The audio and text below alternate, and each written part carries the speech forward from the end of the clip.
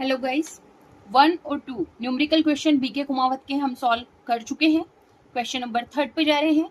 इससे पहले दो क्वेश्चन से रिलेटेड यदि आपकी कोई क्वेरीज हो, कोई प्रॉब्लम हो तो आप कमेंट सेक्शन में लिखें और मुझे बताएं, तो मैं आपकी प्रॉब्लम को सॉल्व कर दूंगी। Question number 3, A and B were partners sharing profit in the ratio of 7:3।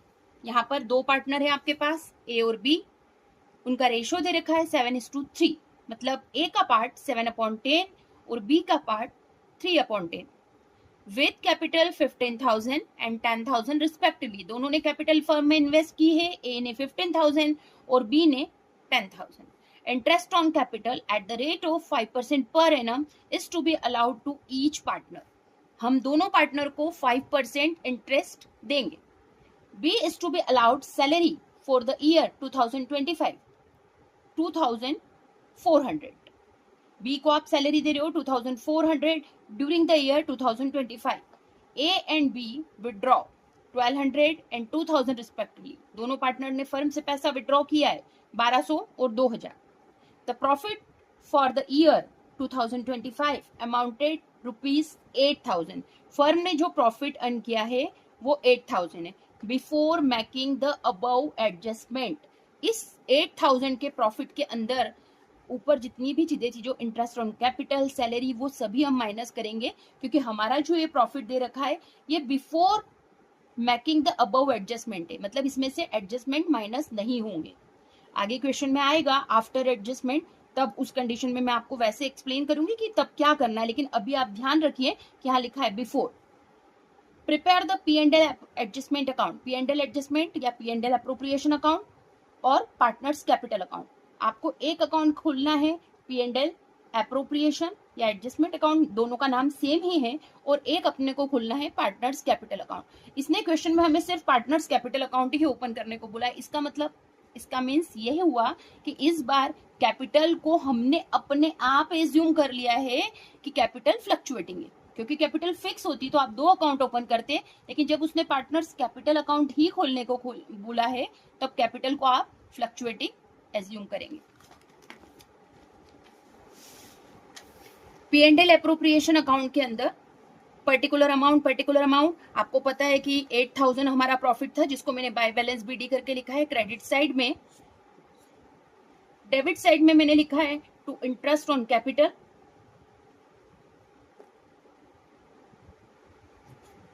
15,000 का 5% कैलकुलेट किया 750 और 10,000 का 5% 500। दोनों का टोटल 1250 बाहर लिखा। बी को आप सैलरी दे रहे हो पूरे ईयर की 2400। क्रेडिट का टोटल आपका 8,000 है। इस टोटल में से आपने डेबिट का ये दो आइटम माइनस किए, 2400 और 1250, तो नेट प्रॉफिट आपका निकला 4350। इसको कहाँ ट्रांसफर करेंगे? इसको ट्रांसफर करेंगे हम पार्टनर्स कैपिटल अकाउंट में। 4350 के प्रॉफिट को, जो ए और बी का रेशो है 7:3, इसमें हम डिवाइड करेंगे। 4350 का 7/10 ए का पार्ट है, 4350 इंटू 3/10 बी का पार्ट है। तो ए को प्रॉफिट मिलेगा 3045 और बी को मिलेगा 1305। आपकी याद के लिए कि आप माइंड में रखें, एक नोट भी मैंने मेंशन किया है। If it is not mentioned in the question that the capital is fixed, then the capital will be treated as fluctuating and only one capital account will be opened for each partner। यदि question में mention कहीं नहीं किया है कि capital fix है, ऐसी condition में आप कैपिटल को फ्लक्चुएटिंग मान के सिंगल एक अकाउंट ओपन करेंगे, पार्टनर्स कैपिटल अकाउंट। यहां मैंने पार्टनर्स कैपिटल अकाउंट के कॉलम बना रखे A B. By balance BD, जो पार्टनर्स की कैपिटल है 15,000 10,000।